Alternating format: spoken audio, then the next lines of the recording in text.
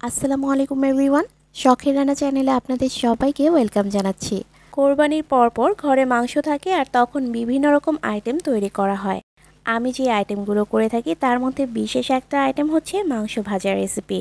এটা খেতে এতটা সুস্বাদু হয় যে এটা আপনি গরম ভাত, সাদা পোলাওয়ের সাথেও খেতে পারেন, নান, রুটি, পরোটার সাথে সার্ভ করতে পারেন, আবার চাইলে এমনিতেও খাওয়া যায়। প্রায় 7-8 পিসের মতো মোটামুটি একটু বড় সাইজের মাংস, যেটা থেতো করতে সুবিধা, সেগুলোকে ভালোভাবে ধুয়ে তারপর থেতো করে নিয়েছি। তারপর এতে মশলা অ্যাড করে দিয়েছি। এতে আমি প্রথমে লবণ দিয়েছি 1 চা চামচের চেয়ে কিছুটা কম, হলুদ, মরিচ, ধনে, জিরা আর সামান্য একটু গরম মশলা গুঁড়া দিয়েছি।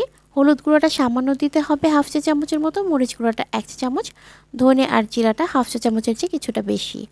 আদা রসুন বাটা দিয়েছি প্রায় 2 চা চামচের মতো, সয়া সস দিয়েছি 2 চা চামচ আর টক দই দিয়েছি 1 টেবিল চামচ।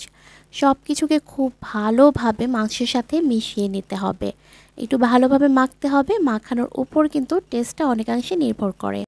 এভাবে ম্যারিনেট করে প্রায় 30 মিনিটের মতো রাখতে পারলে ভালো হয়, তবে আমি আজ ম্যারিনেট করে রাখছি না, আমি সাথে সাথেই ভেজে নিব। আমি 2 থেকে 3 মিনিটের মতো রেস্টে রেখে এখানে 1/4 কাপের মতো কর্নফ্লাওয়ার অ্যাড করে দিচ্ছি।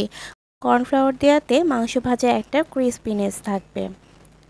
এখন চুলায় তেল বসিয়ে দিয়েছি আর তেলটা এমনভাবে দিতে হবে মাংসর একটা পাশ যেন তেলের উপর থাকে, অপর পাশটা যেন শুকনো থাকে, অর্থাৎ ডুবো তেলে ভাজা যাবে না, ডুবো তেলে ভাজার কোনো দরকার নেই। তেলটা ভালোভাবে গরম হয়ে এলে একটা একটা করে মাংসের পিস দিয়ে দিচ্ছি। আর প্রথম দিকে হাই হিটে ভেজে নিতে হবে 3 থেকে 4 মিনিটের মতো। তারপর হিটটাকে মিডিয়াম টু লোতে করে প্রায় 7-8 মিনিটের মতো ভাজতে হবে। শেষের দিকে আবার 2 থেকে 3 মিনিটের মতো হাই হিটে ভেজে তারপর তুলে নিতে হবে। আর 2 থেকে 3 বারের মতো উল্টে পাল্টে দিতে হবে। কাঙ্ক্ষিত একটা কালার আসা পর্যন্ত অপেক্ষা করতে হবে। আমি সবগুলো মাংস 2 ব্যাচে ভেজে নিয়েছি আর প্রতিটা ব্যাচ ভাজতে আমার 12 থেকে 15 মিনিটের মতো লেগেছে। এটা খুব বেশি মুচমুচে করে ভাজার দরকার নেই। খুব বেশি মুচমুচে করতে গেলে হবে কি, ভিতরে যে জুসিনেসটা আছে সেটা নষ্ট হয়ে যাবে।